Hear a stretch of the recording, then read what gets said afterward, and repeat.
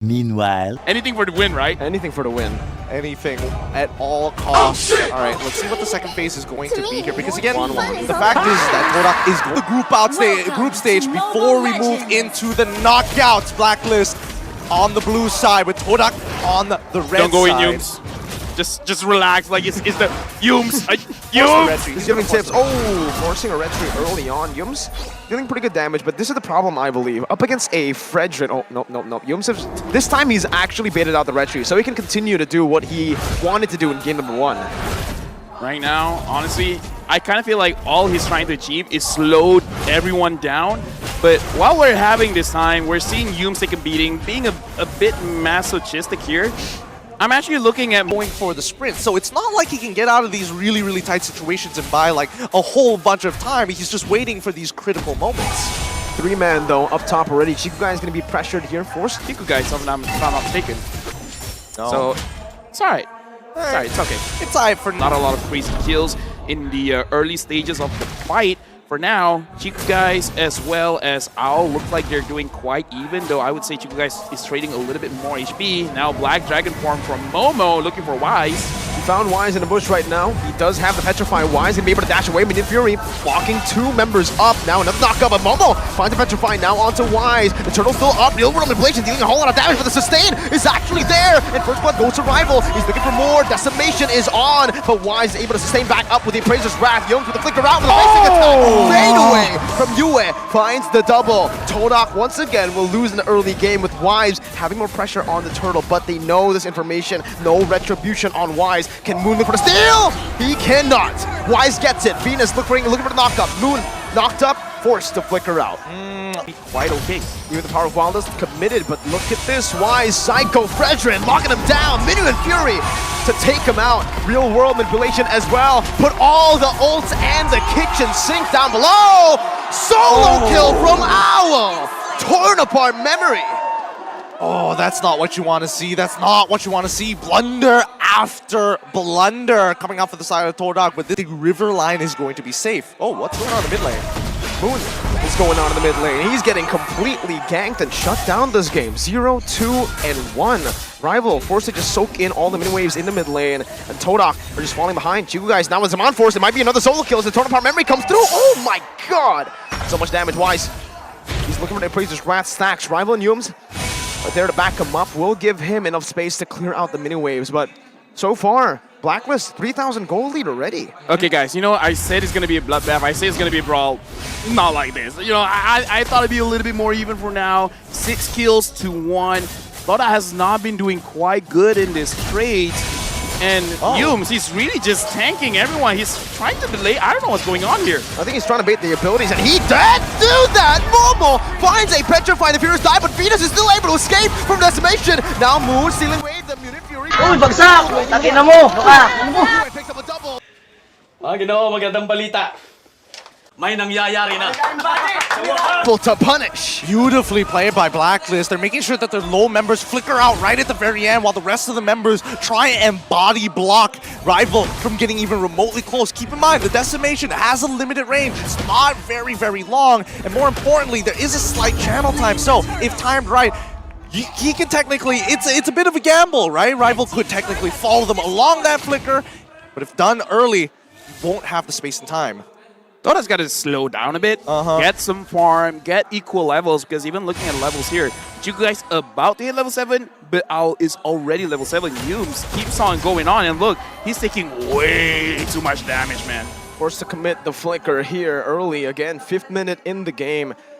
But it does give some more space for Chiku Guys. He didn't know a lot of members were down there. Now they can actually slow the tempo down. But with a 5,000 gold lead, with a turret already taken on this Brody, remember, this is Owl on the Brody. He understands completely how to snowball in this game by getting these turrets, and Blacklist seem to understand that as well. They're already rotating him down below. If this turret falls, that's so much map pressure that Blacklist can use to actually even invade in the enemy jungle. Look, right now I'm looking level difference so much. Even Venus and Yums, there's a level difference here. So Toda again, they're going for my Venus. I don't think that's a very great idea, especially Chiku Guys is actually being denied a lot of the minions, and now Moon has to flicker away, but Edward is there. Final splash. Moon again, 0, 3, and 1 now counting. Blacklist International have completely read out what Todak wants to go for. Even Momo here in the mid lane, forced to again soak in those minions. And yes, Blacklist are playing the siege perfectly with the Brody, playing towards the Brody, giving him space. And now with this big snowball, I can only imagine what one torn apart memory can do to the rest of the team. Yeah, it's going to absolutely shred here, but Blacklist International at least have identified the movements coming in from Todas, because again, even if you guys were to suppose go to that top side, they know for a fact that Momo is covering, and especially these big choke points, to feed that information. It is a good way to kind of cover for Chiku, but it's not the greatest for anybody walking back into the mid lane. That's why Momo was such a prime target.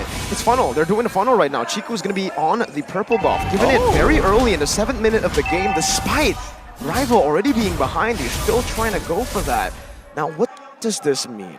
This means, again, you gotta slow things down because you're really looking for Chiku guys to carry the game. But the thing is, it's kind of not great just because Athena Shield as well as Radiant Armor are a thing.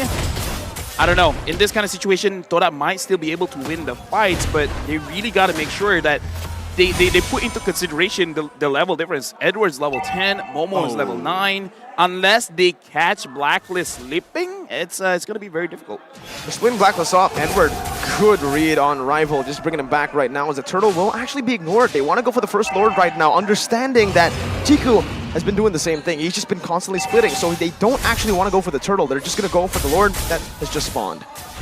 And more importantly, as time goes on, rather than looking for these neutral objectives, actually Blacklist looking for these kills might be very, very worthwhile, right? Because at the end of the day, as much as Chiku wants to go and split push into the side, if he doesn't reveal himself, and more so if the housekeeping has been done right, taking out 3, arguably the most ideal situation for members from the side of Todak, making it obsolete for you to try to go for these back doors. Right now, looking at the situation, I don't always see Harif split pushing, so we'll have to see if Chiku is able to use that well. The Lord is Blacklist. They're thinking about it, but at this point of time, it kind of feels like maybe not too worth it. But no, they are starting the Lord right now, and look at Todak's positioning. It doesn't look like it is going to be a good position for them to actually fight this. I don't even think they should contest at this point, right? I mean, 6,000 gold lead. Game number 2, they tried to contest with a 6,000 gold lead, and they ended up just having to back away, and that's exactly what they do right now. They try to go for a turret down below, splitting up the map just like Lefel said in game number 2, but now the old world manipulation, that immobility field as well. Momo forced to use the Black Dragon form as they go for the defense here in the mid lane. Meanwhile, Chiku in the bottom lane right there might be forced into a 1v1. Torn apart memory though from Owl. Beautifully placed, the fadeaway, and yes, two guys takes the fight, has the Purify now with the Zaman Force as well, but cannot win in the 1v1 against Edward. Chiku, the shielding! Oh, so close, but Agent Zero takes the dub. Oh my goodness, that was way too close for comfort. One single dodge made such a difference to not get the reset on the demon marks now. For the defense, it's going to be rather weak without Chiku. And more importantly, when it comes down to wave clear overall, even Moon is significantly behind. He's not strong enough to one-shot these waves by himself. I gotta say that's the level difference. Because again, 1 level difference. If they were equal levels, Chiku might have won that. I think it's also just the Purify. I really wonder why Chiku didn't utilize the Purify there in the skirmish to try to, you know, cancel out some of these stuns coming in. I think it was already too late, right? He was already hit by the big ticket items. He was hit by the final slash. Wait, hold on. Rival brought back by the team by the final slash right there, but the real world manipulation does give Todak a lot more to say when it comes to these defenses high ground. So they're going to be able to defend for now. Only the 2 base turrets, or 2 tier 2 turrets on the side getting picked off. Okay. Things have been going on pretty okay for now for Blacklist International. 9.2. They need to make sure that there's no holes in their attack. No opportunities for Todak to come back. Final slash again, bringing Rival back. That's a lot of resources committed with the Minion Fury as well with the Flicker inside. Chiku so holding on to that Purify, and look at Wise! With the Abraser's Wrath is able to find a kill back, bursting Chiku guys. Edward, final slash again. Moon brought back to the team. One more hit, UN finds it.